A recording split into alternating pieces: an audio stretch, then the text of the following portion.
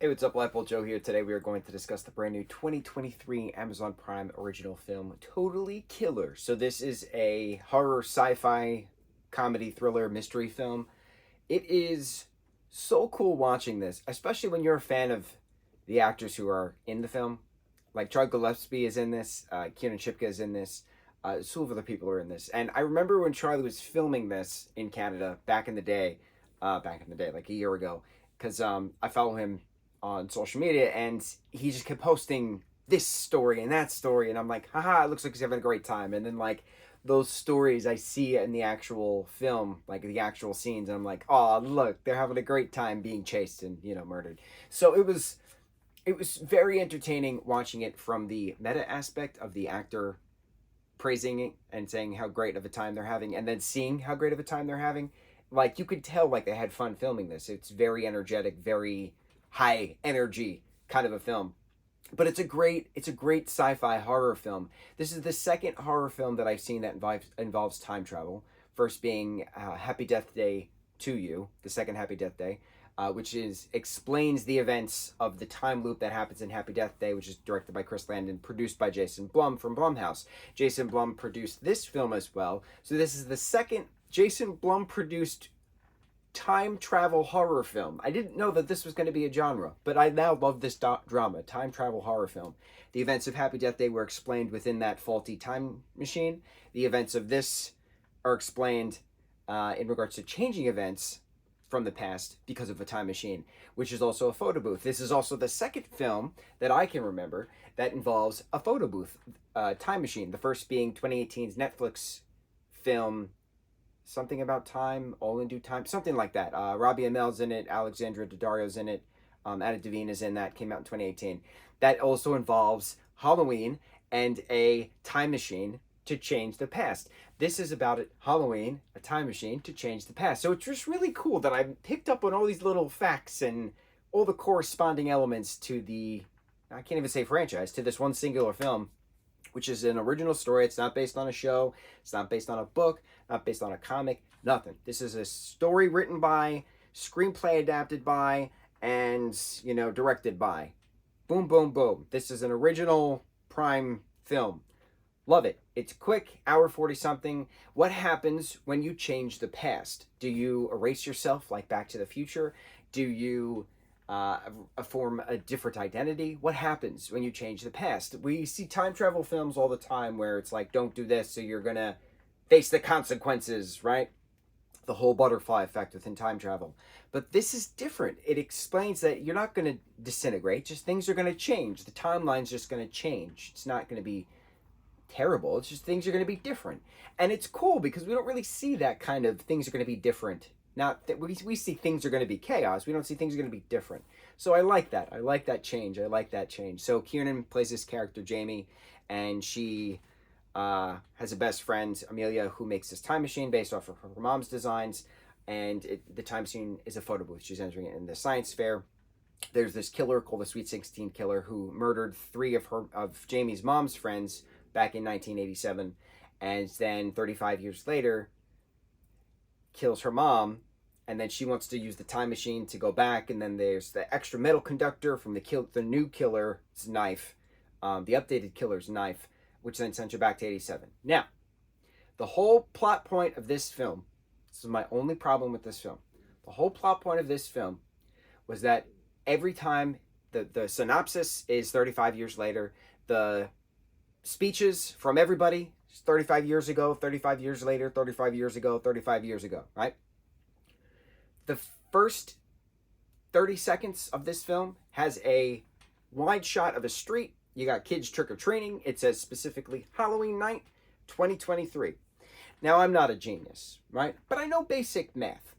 If the film starts out in 2023 and 35 years ago, that would mean 88. Right? 1988. Because 1988 plus 35 is 2023. 88, right? We're gonna do simple math. So there's the 88 and then there's the 35. So the 8 plus 5, 8, 9, 10, 11, 12, 13. Carry the 1, right? And then that would then equal, where are we? What did we say? 1985, 8, and then 3 plus the 1. So 8 plus 1 is 9, plus 3 is 2. Carry that. 20, 20, 23. So 1988 plus 35 is 2023. So if the title card in the first 30 seconds of this film says Halloween night 2023, and everybody keeps saying 35 years ago, 35 years ago would be 1988. The entire premise of this film was going back to a couple days before Halloween 1987. 1987, which is just throughout the plot points as well, 1987 plus 35 is 2022, not 2023. 1988 plus 35 is 2023. No, this film takes place in 2023 and 1987, which is 36 years. It's not a thing, right? That's not how we do this. Math is very simple. So the title card has to be changed to 2022. If we're going to keep up with the 1987 plot point, we're going to keep up with the 35 years later. All they got to do, and I'm sure for some reason, whoever edited this is going to get fired because everybody's going to be calling it out. Good, do your job.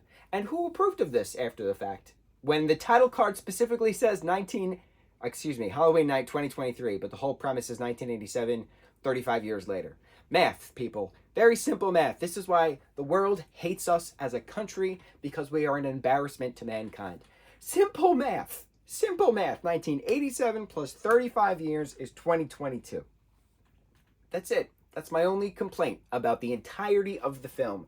We get the different timeline changes. We get the who's the actual killer from 1987. For 1987, Sweet 16 killer happens to be this character Doug. We get a full backstory as to how he became the killer, what her friends did to the ex of Doug's, and how Fat Trish has died because of that.